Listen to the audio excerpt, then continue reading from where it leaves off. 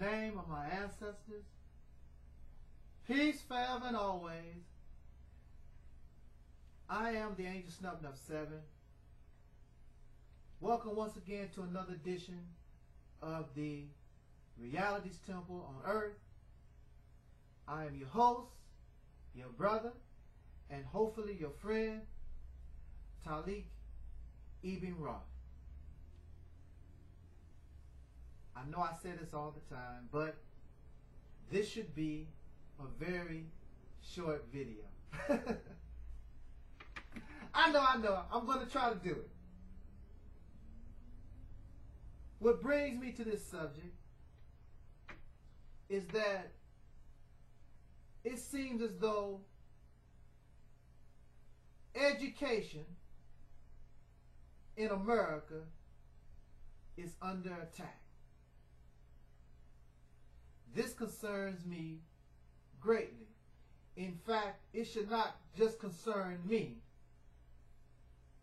We who are the citizens of America should also be greatly concerned. Excuse me, I gotta get these shades because the glare from the computer screen always bothers my eyes. All right, that's a little bit better. If I didn't put these shades on, you'll see me crying. And really, the condition that the world is in and America is in, the condition, even though some of us are living sort of comfortable, we're driving fancy cars, we're wasting millions of dollars on these raggedy fictional movies. You know, we are doing sort of well, I guess, financially, even though the economic climate is pretty bad. It's not to the point where you're seeing just lines and lines of persons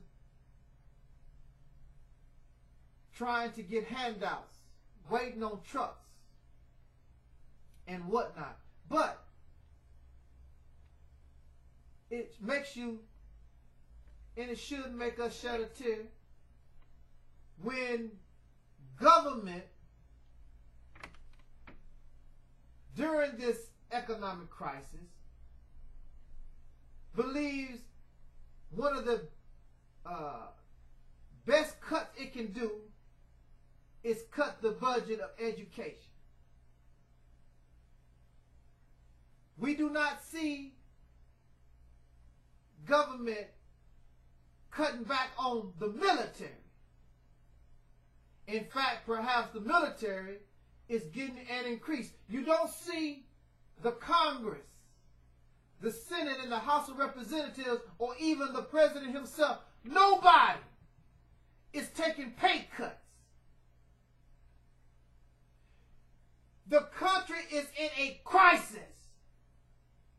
But everybody wants to continue to live the way they were prior to that. If you are a patriotic American, if you love America, then and America is in having economic crisis, then we all need to make a certain sacrifice.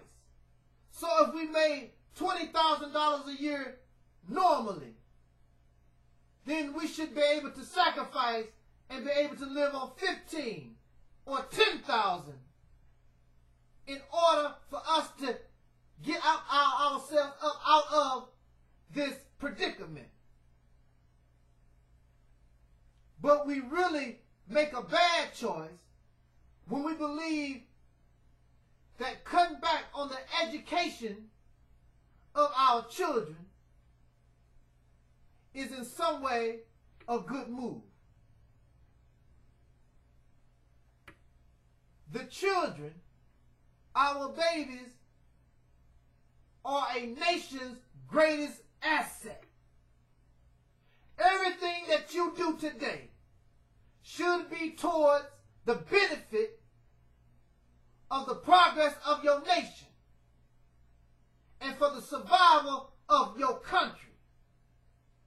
and the survival of your country and your nation, the responsibility goes with the children. They are the future generations. But if you cut education, then you are denying your country its ability and being able to gain the best out of its young citizens. Do y'all understand what I'm saying here?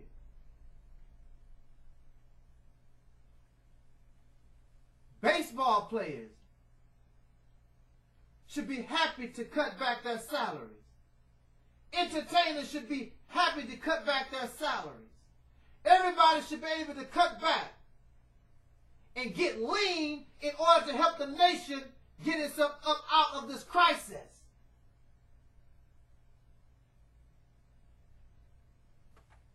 What is your priority? That you should sacrifice the education of your children and future generations? That don't make any sense. If you want to cut back, why don't you cut back on placing all these people in these prisons and jails and mental institutions that really don't need to be there? There are people in jails and prisons and mental institutions. Some of them are in there just to be in there. They are government finances or funds are being used on people that can do for themselves. You have many people with these so-called disabilities. And I'll tell you for an example. As many of you know, I was locked up in a mental institution. And many of them get disability when they get released because they are unable to work. You get disability because of an illness, you are unable to work. But when they was locked up in the mental institution, they worked these people every day. So you tell me, how can you work these people every day in the mental institution? They get up at 7 o'clock, 8 o'clock in the morning, and they go to these jobs that you got where the mental institution is making a profit and making money off of their labor.